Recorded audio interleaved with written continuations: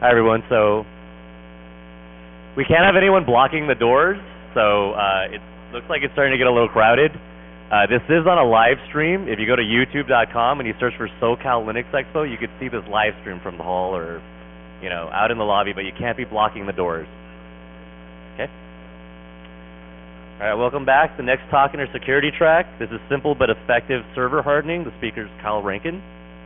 Sit back and relax. Hey everybody.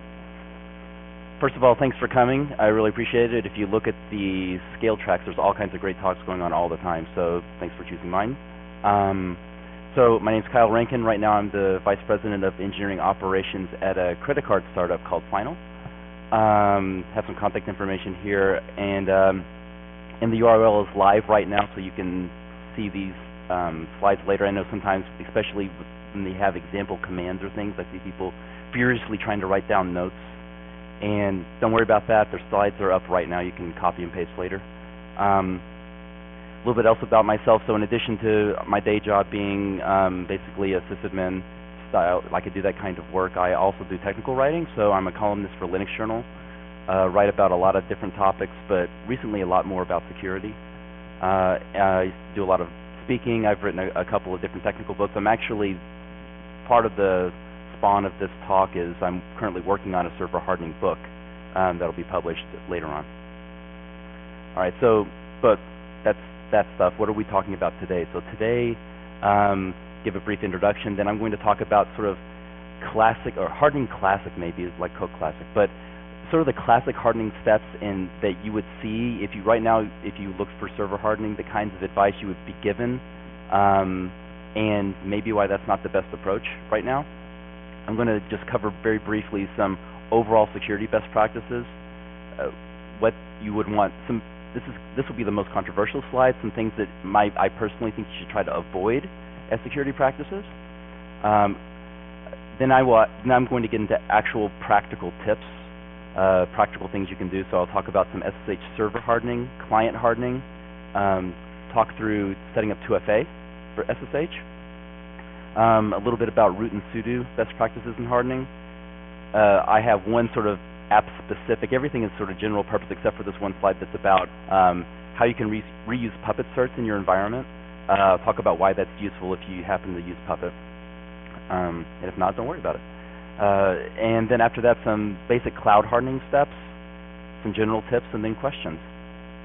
All right, so what does this talk about? Why did I think about doing a talk on this topic? So, as we all probably know, it's more important now than ever to harden your servers. I mean, servers are hacked constantly. There's a lot of financial incentive to do so. So, a lot of people are constantly trying to do that sort of thing. Me personally, now that I'm working for a credit card startup, I was hardening infrastructure in preparation for a PCI audit. And if you haven't gone through one of those, as part of that, you need to refer to an approved hardening guide. You have to point to, well, when I was doing my hardening steps, this is one of the resources I used one of these approved resources that I used to harden my servers.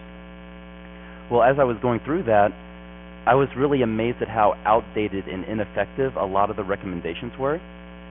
And, I mean, I knew that because I've been doing this for a really long time now, so I'm like, oh, I remember that protocol. No one uses that anymore. But I also realized that I bet a lot of people that are faced with the same situation, I need to harden a Linux server. They get one of those guides and they're like, man, the first, sorry, I thought I got echo. The first half of this is about services I've never heard of and stuff I don't even know what it is. And you end up either giving up or wasting all of your time doing that when there's a couple of really simple things that you could do first to dramatically increase to harden your servers at the beginning, then follow up and do some other stuff. So that's sort of what this talk came out of. Like I said, it's only a couple really simple steps that some people do, some people don't. Some are a little bit more sophisticated than others, but the idea is you don't really have to be a security expert to do most of these things. They're pretty simple, in some cases, a one-line config file change. That said, you can certainly go way further than this. This is meant to be maybe not so much an introductory talk as much as being a simple talk. The idea is to keep it fairly simple and easy to do. but there's way more that you can do beyond this. I mean, there's apparently a whole book's worth of it, in my opinion. So, all right. So classic hardening.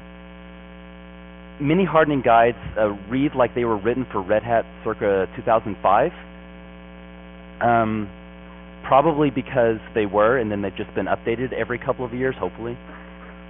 The thing is, it's not that they're giving you bad advice.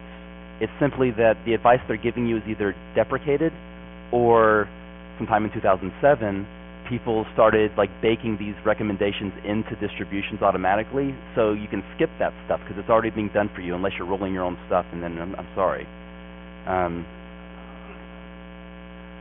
So for example, here's some examples. You will see this on every single hardening guide. They're like, turn off telnet. Like, awesome. I will make sure to do that. So what's telnet again? Okay, thanks. Yeah. There's a lot on inet dehardening. Many of you may not even know what this is, because you probably also don't run some hardcore echo or chargen or what are some of the other?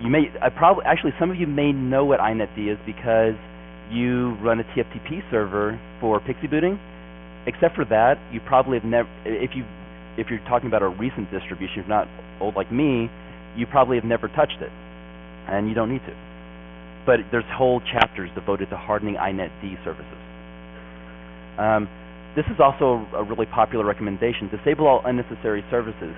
That's not bad advice, but pretty much every server distribution these days does that for you already. At most, they may enable SSH out of the box for you, and otherwise, it's all up to you. It only will, enable something like a web service if you explicitly say install the web service. TCP wrappers. So this is a really fun method of controlling access to certain applications. You could restrict by IP what IPs could talk to certain applications, things like that. These days, most people, so there's whole sections on TCP wrapper usage. In general, most people that want to harden in that way will use IP tables rules and firewall rules in general to do that now. You'll also get recommendations. You should really consider using shadow passwords in most of these guides, and it's true. Again, I can't argue with this advice. It's simply any distribution these days already does that, so you can skip that. And finally, they will say disable shells on common role accounts. What they're saying is, if you have an account that's just like a nobody account or a dub type account or something like that, don't have it be able to execute a shell on the system, or like if you had some sort of user for cron or something. Most distributions these days automatically do that for you, so you don't have to worry about that stuff. You do have to worry when you create a new role account, but we'll get to that later. All right, so some pretty quick high-level security best practices. The great thing about security best practices is that they tend to equal overall best practices. So a lot of these things end up applying in a lot of different disciplines, not just security. As someone who likes to implement things according to best practices, yeah, I really like when I also have to implement them in a secure way, because it usually means I get to do both things. I get to do something right and securely. So the first thing is the principle of least privilege. So the idea behind this is give everyone the access they need, but don't give anyone more access than they need. So this is the kind of thing that says, if you have a user who is a developer who needs to be able to access a role account on a server and become a certain role user to manage services, don't give them unlimited root on that machine if you don't have to. If you have to, then do it. If you don't, limit the scope of what a user can do, what a service can do, what anything can do, to the minimum that it needs. So another thing is simplicity is really important for security. The more complex the system, the less likely you can keep it all in your head, and the less likely you're going to be able to think of threats. Think of all the threats against your whole system. So in general, if you start drawing lines between all of your security mechanisms, and it starts getting confusing and you can't really hold it all in your head, it might be too complex, and you may want to try to simpler is better. Apply patches. This also is simple advice, but a lot of breaches on Linux happen with unpatched stuff, not O-days. I mean, some of that stuff does exist, but usually, at least in Linux, partially because of the open nature of it, and also the really lucrative ODA market for governments. Usually ODAs aren't exploited by criminals on Linux as frequently as someone will publish some sort of exploit, and it usually takes a couple of days. So if you're up on your patches and you have some mechanism to apply patches quickly, all the better. You should already have some mechanism that you can update software on your servers without it being like a huge headache. If you don't, you should really investigate that, just for, even not for security, for your own sanity as an administrator. You should also have layers of defense. Most people are better about this now. However, you'll still see, I mean, there are vendor halls in a lot of security conferences full of people that that will sell you one thing that will solve all your problems, right? And that's not true. You need layers of defense, because you have to have an answer for, okay, you have this one measure. What happens when someone has a countermeasure? What else do you have to protect the rest of your system? Good logging and audit trails are important. So at some point, despite all your best efforts, you might have someone breach your systems at some level. When that happens, you want to know what happened, when it happened, and be able to figure out a way to stop it from happening a second time. And logging and audit trails are the best way to keep track of that. And finally, encrypt. Encrypt in many different ways, but also realize when you encrypt what you're protecting. So, for instance, disk encryption is important, but disk encryption doesn't protect you from an attacker who just compromised your machine from getting your secrets. Some people kind of think that it does. Encryption protects you from an attacker going into your data center and pulling your hard drive, or protects you if you forgot to shred your hard drives when you decommission your server, or if you turn the server off, then awesome. You're protected. While the server's running, typically your encrypted disks are decrypted because you're using them for stuff, right? Or in the cloud, encryption is pretty useful. Disk encryption is useful because you don't necessarily know whether the cloud provider is shredding your data when you decommission that server. You hope that they are, and they pinky swear they are. This is a really good way to be sure of it. Also, networking protocols, if you're talking on the network, encrypt that. So what to avoid? This is controversial. I know for a fact some of you here will probably implement some of these things. And it's not, this is more an opinion, kind of an op-ed sort of slide about, and I will talk about some of my reasons behind it. But I'm not necessarily saying never to do this, but this is some things to try to avoid if you can. Obscurity. So I will hear a lot of people say, well, I put a server on the internet, I started seeing all these attacks on SSH, it was crazy, I get like 1 billion attacks a second, man, it's crazy, they're going to brute force my passwords. So all I do now is I change it to 2222, and they will never figure that out, and my logs, all the logs of the failed attempts to brute force went way down, and it's awesome. That's obscurity. You're not really solving the problem that you have a really weak password and someone will eventually brute force it. Try to avoid security measures that are just hiding something somewhere else. Attacker-generated firewall rules. So this is things like fail-to-ban. That's also very popular to mitigate SSH brute force attacks, because they're like, well, if someone from one IP tries to SSH and fails 3 times in a row, 5 times in a row within a time period, I just block that IP, I drop it off the internet, and I'm awesome. Turns out attackers are sometimes smart too, and they figure out, oh, well, I do have a 10,000 node botnet at my disposal. What if I just attack you once with this one, and once with this one, and once with this one, right? Also, it's kind of scary thinking that I have a script that modifies my firewall rules based on what an attacker tells it, which is its IP. On TCP, you at least have you can't really spoof that, but if you're also doing this based on UDP, kind of be concerned, because you can fake a UDP source address, and kind of that would be a fun thing to do to somebody. All right, port knocking. Does anyone still port knock? Don't raise your hand, because I'm kind of dissing it here, so I'm sorry. So the idea behind port knocking, if you remember it, is another kind of obscurity where you would say, well, what I do is the only way to access port 22 for SSH is first you hit all these other random ports in a certain order, like a combination lock. And then once you do that, this port will open up, and then, only then can you connect. But the thing is, I don't know if you know this, but the port that you're trying to connect to is not a secret for anyone that's listening on the wire. So it's sort of like if I were to now go on stage and have a giant combination lock and just sort of turn it. you would all be able to see the different combinations I chose before the lock opened, right? So also it means you have to have all these really you have to have a custom wrapper around every TCP connection you're making to make sure it port knocks first. So avoid port knocking. Avoid relying on any individual security measure because eventually that will have some sort of failure and then you're stuck. So have multiple security measures in place to protect against this. Try to avoid networking software that doesn't support encryption. I know, especially in the days of DevOps, and I just cranked this thing out. It's 000.1 on GitHub, and it's sweet, and everyone's using it now. It appeared on Hacker News.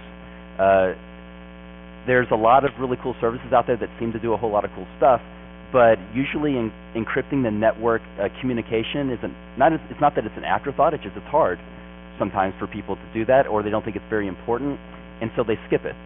And even some pretty popular pieces of software out there that have been around for years will skip it with a kind of hand wave. Well, that's kind of hard. You should just wrap things in S-tunnel, which to me isn't a real legitimate answer. So I kind of use whether a mature networking software supports encryption in some way, either via TLS or some other mechanism, as sort of a measure of the maturity of the project. In general, like I said before, avoid complexity. Try to get a security measures that you can understand. All right, so actual practical things. So SSH server. Here's a few basic changes to your SSHD config that will dramatically increase your security, or so. First, disable the root login, and here's how you do that. So this is important because you really shouldn't be SSHing into any servers as root anyway. This is a one-line change. All it means is you need to log in as yourself and then sudo up. That's not really the end of the world.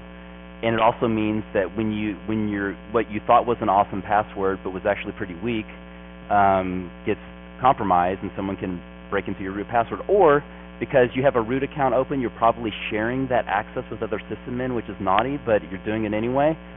And when that employee leaves and you didn't do a really good job of decommissioning things and you forgot to reset that password and push it around, because that's really a pain to do that, and then they're disgruntled and they come back in, it's a problem, right? So just turn it off and you don't have to worry about it. Only use protocol 2. Now, this one a lot of distributions already do, so this is one of those almost outdated, but some of them don't sometimes, so just check and make sure. And it looks like this. It just should say protocol 2. You shouldn't have anything else there. There's some flaws in protocol 1 for SSH that you should avoid, and they're well known. This may be controversial. Disable password authentication. For all those people that are implementing port knocking and failed to ban and changing their port to avoid SSH brute force attacks, if you just change this line in SSH config, you don't have to worry about any of that stuff. What this does mean, though, is you need to start using SSH keys, which I will talk about how to do that next slide. But SSH keys are more convenient anyway, and if you want to not be as secure, you can not set a passphrase on your SSH key, and then it's even easier to log in than with a password. All right, so please disable password authentication, use keys, and then you never have to be like, oh, I get so many logs of failed brute force attacks, someone's going to hack me. Like, well, they're not going to hack your key in that way, at least. All right, and this one's more for the people like, well, this is all child's play, and I'm hardcore. I like to throw in little hardcore snippets sometimes for people that are in the audience that are a little more advanced. They're like, come on, Kyle. And so I like feed you a little something, like, okay, this is a little harder core, thank you, and then move on to the next thing. So if you want to limit your crypto options, so I'm not a cryptographer, I'm a sysadmin, all right? I mean, math is fun and everything, but so if you copy and paste this into your SSH config, this will this will remove a lot of the insecure ciphers that are out there, or ciphers that are deemed maybe risky, that may have compromises. So if you basically copy and paste this, these are ciphers that are used for different parts of the SSH communication, either the initial handshakes or other parts of the communication. And yeah, don't furiously write this down. Yeah, I gotta take a picture and then send it to OCR. And okay, all right. So SSH client configs. First generate strong keys. Here's 2 examples of what I would consider strong keys. All right. So there's been some recent research into the weakness of RSA keys that are 124-bit or lower, definitely if they're lower than that, there's a lot of risks of ease of brute forcing, and even 1024, there's some questions that it's definitely feasible. So at least 2048, if you do 4096, I mean it's people are shipping 500 meg packages to their servers now, so you're not going to be concerned about your SSH key being a couple extra bytes longer. Okay, so and the second one is really, if you are concerned about that, the second one uses elliptic curve, and it's a really teeny tiny little key that you're surprised even works, because it's this tiny little key. All right, please use password protected SSH keys. It's so easy to just create your key and just hit enter, and the problem goes away. You don't have to type a passphrase every time you log in. And I know what you're saying. You're saying, but Kyle, so I use Git and I SSH in the servers all the time, man, and I can't be bothered to type a passphrase every single time I want to log in. Well, that's cool. Well, first, okay. I'm going to tell you, if you promise to at least hear me out, I will give you a little tip to make that less painful, and not only less painful, but more useful for you as a employee if you put a passphrase on your SSH key. So, avoid copying private keys around. Try to keep the private key on the server that generated it, and use SSH agent to forward the key in RAM to the other machines.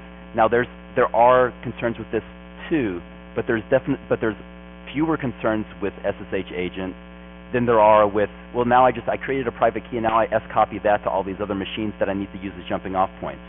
Try to have unique private keys. If you need different private keys on different servers, have different ones on those servers, right? And just to back up, the reason I maybe didn't mention, the reason that password protected keys are important is if you don't do that, your security of SSH is only as good as the security of the machine you're on. If someone has access to your machine and can get that private key, then they can start logging into machines all over the place. If you password protect it, at the very least, they also have to crack your passphrase. All right. So now that you're going to be using passphrases, you're going to be annoyed at every time you do any Git operation. It's going to bug you with this. So use SSH add, but what a lot of people do is they'll just cache it forever. And please don't do that either. But you can add an extra little flag that caches it for a limited time. So it's almost like when you use sudo. It would be a pain if every time you did something as sudo, you would be prompted. By default, usually you type sudo and then it prompts you. You type a passphrase, and the next couple of commands for like the next 10-15 minutes don't prompt you, and then they prompt you again. So for example, let's say I start work at 9. I get at my desk and I want to eat lunch at noon. So what I do is I type this in, SSH add -t 3 hours. All right. So what this does is at 12 o'clock, my key expires, and I know because the next time I SSH into a machine or do a Git operation, I get prompted for a passphrase. I'm like, oh wait, it's lunchtime, sweet. Then I go have lunch, and then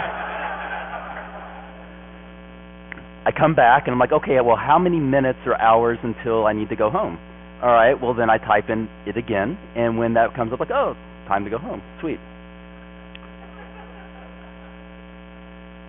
Also, this is more of a pain on the cloud actually, but if you're not on a cloud where you're just killing instances like with abandon all the time, or Amazon's doing it for you, then pay attention to host key warnings. This is the thing that the very first time you log into a machine that you've never seen before, it will say, hey, I don't know about this machine, I don't recognize the host key, and then you accept that. Once you accept it, if that ever changes, you're going to get another prompt warning you that somebody might be doing something nasty. And if you see that, pay attention to it. Follow up on why is it saying that. Oh yeah, it's because I'm in the cloud and that machine died 5 times yesterday or whatever, because it's like a spot instance or something. All right.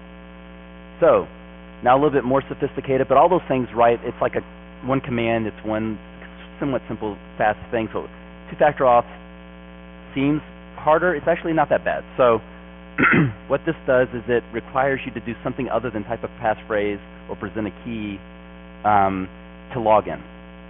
So usually what this does is it uses TLTP. So if you have like a Google Authenticator or something like that, basically if you have a system where when you log in you have to punch in some sort of numbers generated and it's time-based, so you don't actually have to have an internet connection on that that two-factor auth device, whatever it is, you punch in that token, and that's something separate than your SSH key or your password, which you're not using anymore, right? Than your SSH key to authenticate. Others will do things like some other 2FA services will send you the code in an SMS, or they can even call you on a phone if you have a flip phone and don't want to install Google Authenticator app, or you're on a plan for some reason that charges you from SMSs and you don't want to deal with that. Or some of these services offer all of these things. So there's also just a number of different approaches and providers for two-factor auth for Linux. So many of them use PAM configuration to enforce two-factor auth. Some of them use SSH client restrictions. I'm a bit more of a fan of the PAM approach myself, but both do work. So specifically, and this isn't, I don't work for Duo or anything, I actually kind of like Duo's approach that they provide two-factor auth services, but what they do is, in addition to having the TOTP number you can punch in when you log in, or the SMS number you can get sent, or a phone call that reads off the number to you, you can also do a push notification. They have an app you can install on a phone if you have a phone that runs apps. And you get a push notification. So instead of having like, let me copy that, oh, it cycled through again, let me type that number again, you just get a push notification, say, yeah, approve, and then you're logged in, right? Downside is you have to pay for that. And so a lot of people would also like to use something else. Well, Google has wide support. It's free. There are versions of it that are open source, and you can get, there are also versions of it that aren't anymore. However, because the beauty of open source is the last one that was is now widely available, right? So you can, if you were to install it, say, on Debian, you would get this nice open source version. All right, so how do you, now that you know what it is, how do you turn it on, how do you use it? It's not that bad. So you can install it from a distro package. So for example, on Debian, it's called lipham Google Authenticator, or from the source. You can install it from source as well. And then you enroll each user account. Now this is the one kind of heavy lift for most people is, once you turn this on, it's going to require two-factor auth for everyone that SSHs into the machine once you enable it. So every user needs to first enable enroll their two-factor auth token, like Google Authenticator app or things like that, or anything that can do TOTP, first before you turn this on. So people need to log into the machine and enroll each user account. And the way they do that is you have everyone log in, they type this phrase. This uses this sweet incursive library that will output like a QR code in a console, which the first time you see that, you're kind of like, man, that's pretty awesome. And then you take a picture of it with your phone, and then it sets it all up. Otherwise, you can just punch in, they give you the secret you can type in to your 2FA app or program. Now once you enroll each user account and scan the QR code and add the secret, then you add this to the top of your pan.d sshd config, this one line. This basically says that use this particular Google Authenticator library, it's required. I've also noticed on Debian-based systems, I need to comment out this line in that file. Otherwise, I also get prompted for my local user's password. And since I don't want 2.5-factor authentication, you would say, but Kyle, that's 3-factor auth. I'm like, well, not really, because it's not like it. We'll talk about that later. It's not really 3-factor auth. So I wanted to cover that before someone's like, well, actually, Kyle, it's not 3-factor auth. Okay. And then once you do that, you change this in your SSHD config, these two lines. Now, it's funny. If you were to read most guides on 2FA and SSH, you would see only the first line, all right? That's because they're all doing this because they also are encouraging you to still use passwords to log into SSH, but we don't do that, right? So if you just follow that first guide, what you'll notice is when you log in, it doesn't seem to really be working that well. What you need to do is you need to add both of these lines if you're using SSH keys only. When you add both of these lines, then it works as expected. So that was a trial and error thing for me. And then restart SSH, and then when you log in, you'll see something like this. So I have partial success, and then it will prompt me for the verification code. I open my Authenticator app, or whatever device you're using for that, you punch in the number, bam, you're logged in. All right. So enough about SSH, let's talk about something else. Root and sudo. So I recommend you disable your root account, not just in SSH, but also in general. So it doesn't have a password. There are ways to do this. There's password command. There's other ways to modify the user account to not have a password. Many distributions are nice and do it by default, or at least present an option. So for instance, on a Debian-based machine, if you don't enter a root password, it will just bypass that and use sudo only. Also for group accounts, there's a common practice that a lot of people will just like, well, we have a dev account, we have an ops account, and everyone just sort of logs in as that first with an SSH key maybe, or a password that we just kind of share around, and then they do stuff. The thing is, if you just use sudo, it avoids shared passwords. Shared passwords may seem cool, maybe, but it causes a lot of overhead when people leave the org, right? You can revoke access way more simply if you don't have a shared password that everyone has stored somewhere and you have to change it every single time. If someone leaves the org or whatever, you just need to change, you need to revoke their access only. It also gives you an audit trail. I mean, one of the problems with group accounts is that when I look in my logs, I see, oh, somebody logged in as user dev. Great. I wonder who that was, because then something weird happened, right? And my network admins love NATs, so I know the gateway logged in to my server as the dev account. Perfect. I have all the forensic data I need to track this down. So there's also some sudo best practices. So I like to restrict no password sudo to daemon role accounts. So no password is this thing that some people use as a nice shortcut because you don't want to type in a password. You have that. You don't have to type a password to do that particular sudo command. I don't like to set no password sudo for regular users. The whole point of having the password is it allows the user to prove that they are that user. They know the password for that local system for themselves. They have to prove it by typing it in. If you disable that, you're bypassing one of the main reasons to use sudo. That said, you're going to sometimes have background jobs that need to run and escalate their privileges or run as a different user. In that case, it's okay to say, okay, well, for example, maybe I have a Nagios check that runs, or some sort of like monitoring check that needs to sudo up to root and run one limited command and then go back down. No password's fine with that because like your monitoring server is not going to now like type in a password, or you're going to try to set up some sort of expect script. Don't do that. Try to avoid granting all access to users, and what I mean by that is sudo has this way for you to say, well, you can do any command at all in the world you want as that user. Now, if you are a sysadmin who has root on the machine, having root on the machine means you can run, typically, is you can have all access to the root user. You can run any command as root. In general, if you can, try to just limit the commands that a user can execute to just the ones they need to. Like, again, the principle of least privilege. If you have a risky command, and by that I mean a command that if somebody were being tricky, they could throw a different flag to that command to do something other than what you wanted them to, something beyond what you wanted them to do. If you have commands like that, just put the approved way to run this program, whatever it is, in a different, like a shell script that just has that option, and then allow them to only run that command. All right, this is a pretty Puppet specific one, but I'll be fast for those of you who don't use Puppet. And even faster because probably a lot of you don't use Puppet Masters, or because you're like, well, one, back in the 2. Whatever days, it was pretty slow. Plus, there's that whole TLS thing that's really complicated. But the thing is if you use Puppet Masters, you have an internal trusted certificate authority already in your environment. The reason is when the first time a client checks in the Puppet, there's some TLS magic that happens basically without getting into the details, where there's a client certificate that's signed by the CA and sent back to the client. From that point on, that client uses that certificate to prove to the Puppet Master, I am the server. I'm not some other server that's pretending to be the database server, so I get all those database goodies and all those database secrets, right?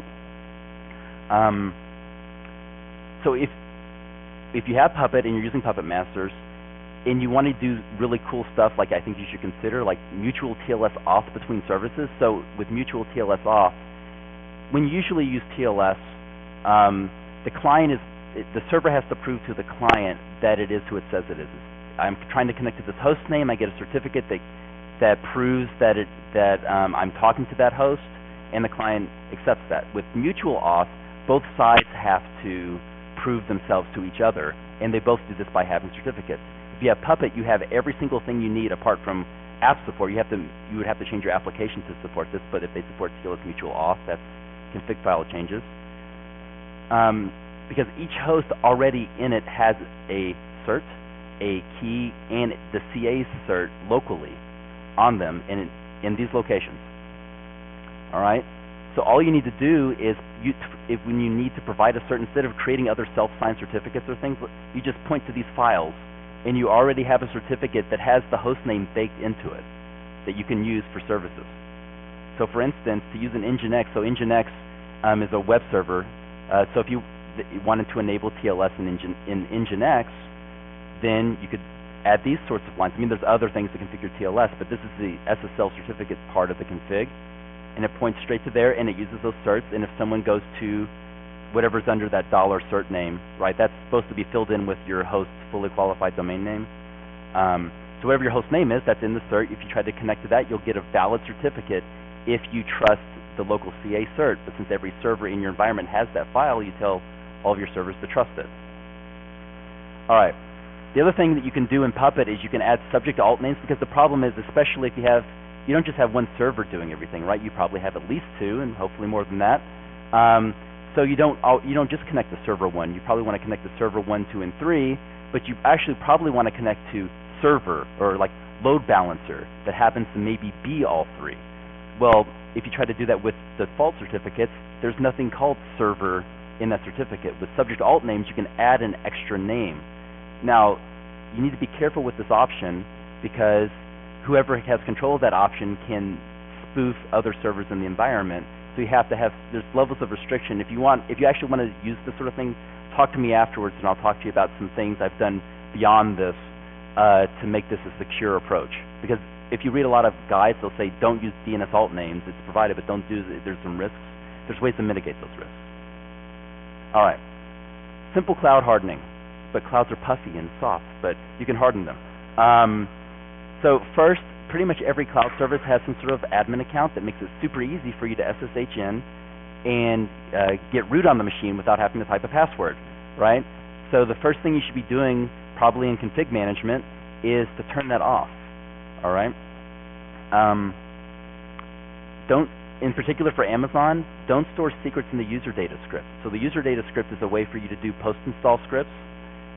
You can throw commands and other things that run after you boot up the machine that may install your configuration manager, then the configuration manager takes over or something like that. Some people will do things like, well, but I also want to put my AWS credentials in my user data script, or I also kind of want to put my SSH private keys that I've already figured out in there, so it can paste those into a file somewhere locally. The problem is the user data script is accessible via the API for anyone who has who has a shell account on that machine. If I have an account on the machine, I can query Amazon and get the full contents of that script, not just root, but any user. So don't put secrets in there. In general, when you can, just try to generate secrets on the host when possible, if you can. If you're in the cloud, you'll notice how little entropy most of these hosts have. So sometimes it may take a while, but this also means you don't have to worry about, am I securely shipping the secret from wherever I generated it to the host? Just if you generate it on there, then it can just live where it's needed. If you're using security groups or whatever the equivalent is on your cloud provider, try to limit access even within the security group. It's very easy to say, well, if they're all in the same security group, it's like a subnet, right? They should all be able to talk to each other on all ports. If you can, I would recommend starting with denying everything and only open the ports or the access that the servers in that group need to communicate. Usually we're talking like 1 or 2 ports, right? We're talking, oh, I have a service that all talks over 443, they need to talk to each other. That's 1 port, it's not a big deal. And it protects you from all these other ports that might or may not be listening. Especially in the cloud, encrypt internal communication, because you hope that communication can't be intercepted by somebody, but you don't really know. It's bad because a lot of cloud guides, even official cloud guides, say, well, you know what, we're going to handle the certificates from the edge, and then we're going to pass everything to you via plain text, unencrypted HTTP, so you don't have to worry your pretty little heads about TLS, and we just take care of it for you, and then you can just talk amongst yourselves unencrypted, right? Not really in the cloud, you don't want to do that. Ideally, you want to even encrypt that traffic. Store sensitive data on not the root partition, because typically you can't encrypt that because you don't want to have to type in a passphrase every time you boot a cloud instance, right? Try to store it on a non-root encrypted disk if you can. But again, realize what you're protecting by doing this. You're not preventing an attacker from getting those secrets if they have a shell on the machine that's running. What you're protecting against is if for some reason the cloud provider isn't properly shredding the drive and someone, especially for like ephemeral disks, if someone's able to then, when they boot up their instance, hey, let me look at the ephemeral disk and see what's local on this disk. Hey, someone didn't shred and now I have all these secrets. All right, so some overall general tips and then some questions. So, and most of these are also kind of best practices anyway. I really recommend using config management and check your configs into source control. This provides a really nice, one, it's just nice to do anyway, but it provides this really nice audit trail for every change that goes on into your system. This is useful when you see something weird on your system, not just for troubleshooting, but from a security perspective. You're like, hey, this config file changed. Why did it do that? Then you can look in your config management like, oh, while I was on vacation, Bob changed that, and that's why that's like that. You can, and who changed the config file and when, things like that.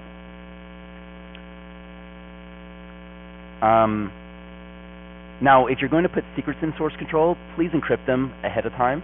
A lot of people discovered this issue with GitHub because, like, hey, I sort of throw my AWS creds in a .dot file somewhere, and then I just sync it up to GitHub, so I have backup in the cloud. It's sweet until they implemented search.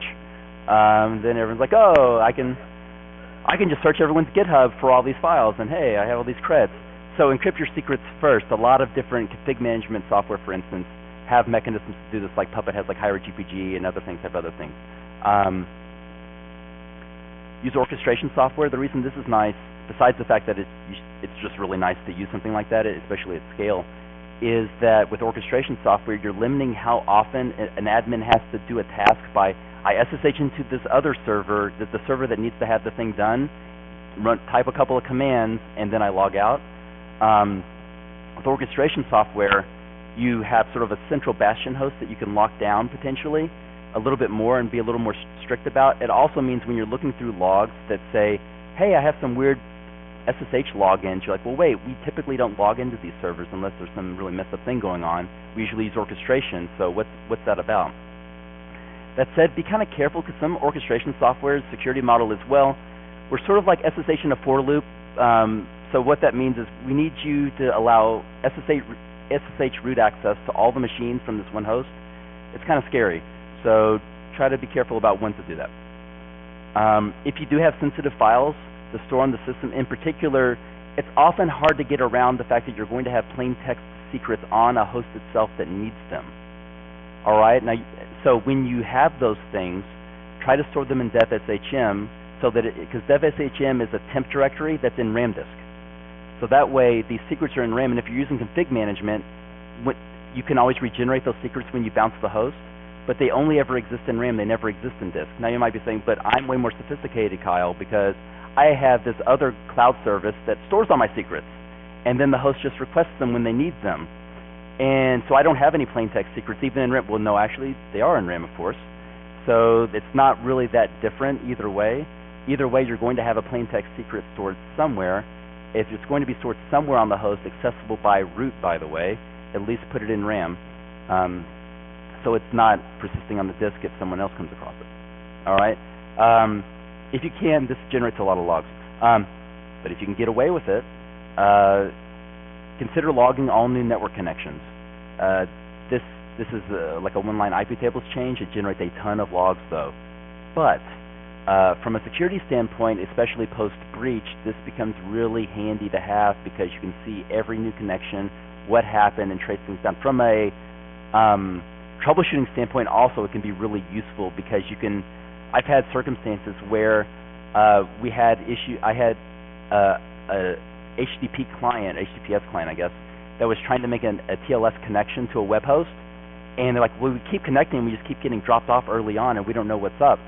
And I look in my Nginx logs, I'm like, well, I see no evidence of any HTTP transactions, but because I was logging all new network connections, I could see, well, I see you at least making the port 443 connection to my machine, but Nginx isn't logging anything. I wonder if you're having some sort of problem in the initial TLS negotiation, and they were. Set up remote logging. This is useful because one of the first things an attacker is going to do is delete the logs that show that they logged in. If you have remote logging enabled, then at least they have to hack that machine too.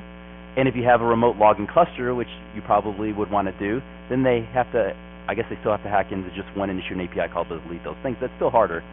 A lot of people know how to remove a file. Not everyone knows like intricacies of Elasticsearch API calls.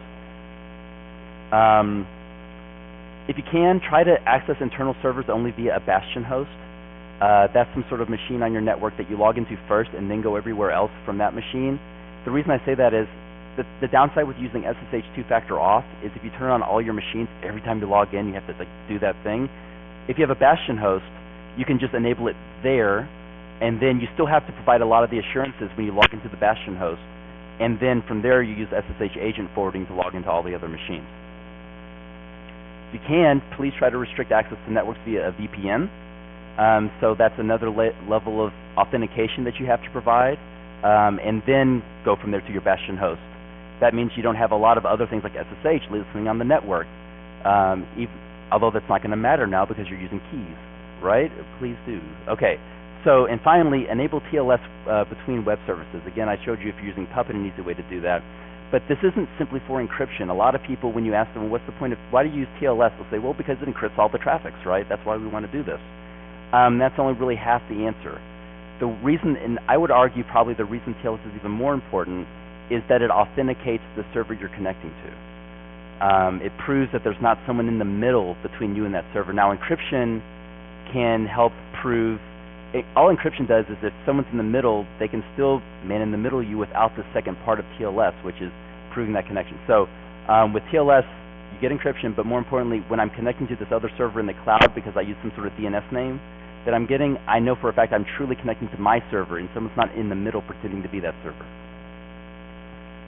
All right, so some questions. Again, the slides are up there. So a lot of my SSH server hardening tips were, some of them were cribbed from this pretty cool article called Secure Shell. Then a link to Google Authenticator, my work email. Like many other startups, we're hiring. So if you are interested in jobs, you can always talk to me. There's my email and my Twitter, because you're supposed to do that nowadays, right? So there that is. And otherwise, let's just open up for questions. Yes?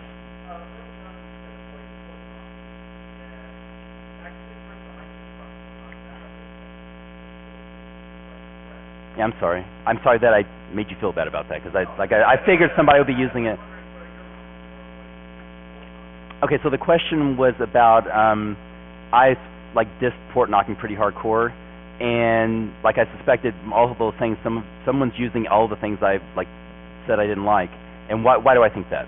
So the reason I think that is that the ports that you're connecting to are not a secret. Anyone between the server you're starting the port knocking from and the server you're connecting to, part of the TCP packet is this destination IP and the port I'm trying to access. Anyone who can sniff that traffic can see, weird, they connected this port and this port and this port and this port, then they connect to SSH, you know? So it's not a secret. That's why I avoid it, because it's not, you can't protect that. Yes?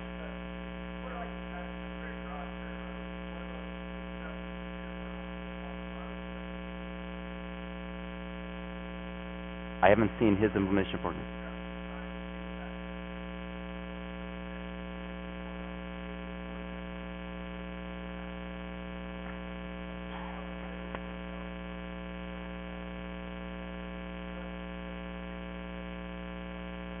So the comment was basically was talking about a Moxie Marlinspike project that instead of doing port knocking in the traditional sense by hitting a bunch of different ports, what it does is you have a service. It's basically like a separate authentication service that you authenticate against, and then once you do that, certain ports open for the IP that was able to authenticate.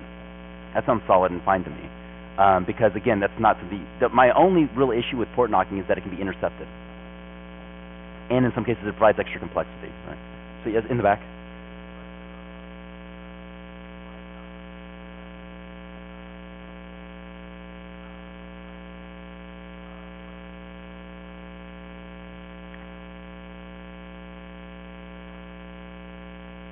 Okay. Sure.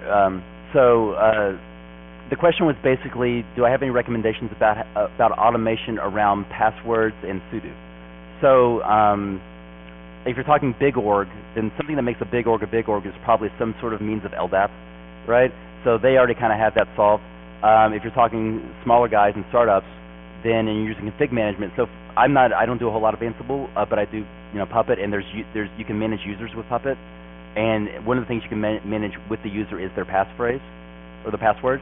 And so what I do is when we first onboard a new user, for instance, we securely get them to give me their hash password. So I don't even have to know what the password is. I just have the hash, and then I can use configuration management to shift that and set that as the shadow hash for everything, and then the sudo, So every machine that someone needs a sudo on has their account on it, and I just shift that shadow hash around.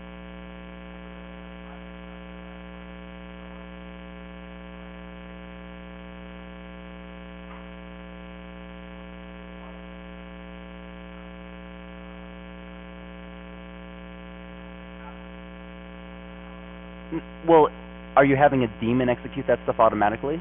Or are you talking about an admin that's typing in a command? So if you're talking about an admin typing in the command, then they can use that SSH add t-timer thing I talked about. That just unlocks the key for a little bit. They can they have to type it in once. Because the thing is, with something powerful like orchestration tools, you don't want to say, oh, well, I forgot to lock my screen. I'm going to go get some lunch, and someone like, oh, sweet, there's a like a little Ansible shell open. Let me just see what I can type in, right?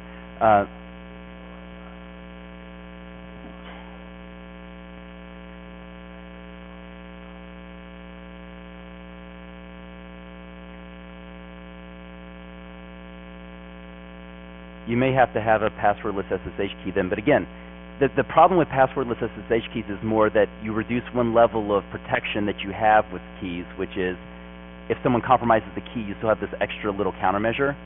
In that case, you simply just have to be very careful about where that key goes. All right. Question over here.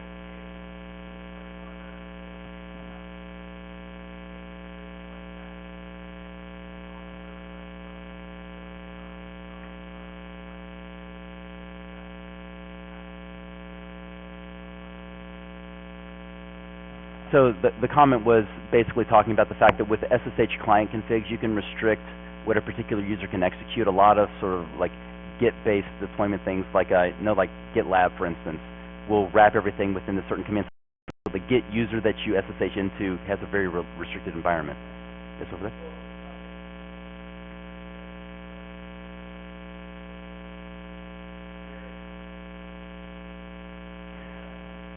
Yeah, so the other comment was restricting IPv6.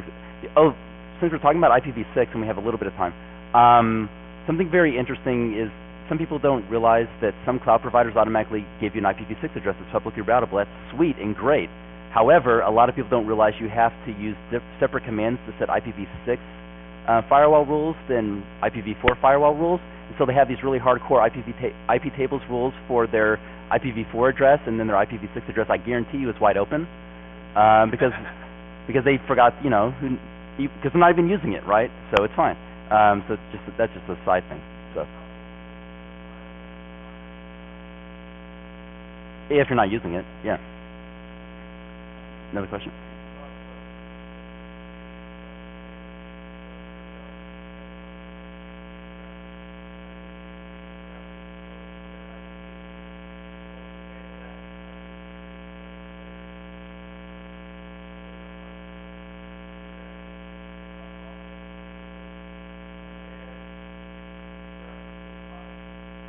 I mean, so the comment was basically like there's security in layers, but I sort of referred to TCP wrappers as being somewhat outdated. And he's saying with this also that could potentially conflict with layers of defense. That's totally true. I think it can provide layers of defense in that case if you want to go that far with it. It just means now that when you're hopefully in an automated way pushing firewall rules around, you have to have a handler both for IP tables and TCP wrappers, so that you make the change. Ideally, you make the change in one place, and then it gets translated into whatever that means for the protocol. But yeah, if you want to do it for a layers of defense perspective, I think that's fine. I'm saying if you're not doing IP tables at all, use TCP wrappers only, I mean, I just like IP tables better, maybe that's what it is. But also, IP tables plus security groups I would recommend, right? So I have security group rules, but I don't just stop with that. I also have IP tables in case someone misconfigures or misunderstands what they set in security groups. Any other questions? Yes. Oh, thank you so much for asking me that. So the question was, what are my thoughts on password aging? I am completely opposed to password aging. I think it's an outdated security measure that was created in an outdated world, and a really good measure of sort of outdated. I'm about to rant, so this thing knew it. All right, I'm going to rant anyway. So here's the problem with password resets. The original idea behind a password reset is twofold. One, if someone compromises your password, within a certain amount of time, the password will change, and they only have access for a limited window until that changes. And then the user creates a new password, and it's fine. The problem with that is there's been actually a really good study on this subject that showed that if you gave these researchers a person's password, they would be able to pretty accurately predict what the next password is going to be, because most people have some sort of scheme, right? So if I know your one password, I can guess the other one, all right? So that's one thing. The other reason, in my opinion, it's a bad idea is it encourages bad passwords. I would much rather not age the password and require a much longer, harder to break password, but they only have to remember one. If you make people recycle passwords and then also have these crazy complexity requirements, like type in line noise, memorize it, and then every 3 months we're going to change it on you, like you're going to have some really garbage passwords. I guarantee it, because not everyone's going to use the password manager to make that easy. Yeah, or sticky notes or all that stuff. So for me, I do not like password aging. I avoid it as much as possible. And when I'm in charge of policy, I don't allow it. I would much rather increase because it's also funny when you see some of the things that do password aging, they're also like, but you have to do an 8-character password. We don't support passwords longer than 8 characters, and we're going to cycle them through. It's like, come on, guys. So for example, I typically like to say if it's a 12-character minimum, I don't care as much about complexity requirements, because even if in a semi-non-complex passphrase, and I also encourage passphrase use in that case, because the user can remember it. It's really hard to brute force.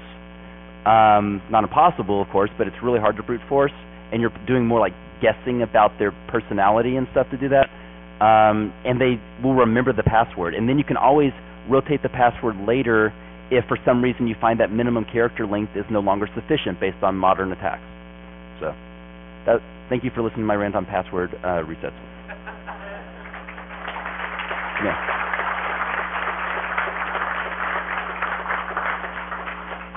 And please feel free to come up and talk to me or accost me in the hallways. I'll be around the rest of the weekend, so love to talk about this stuff.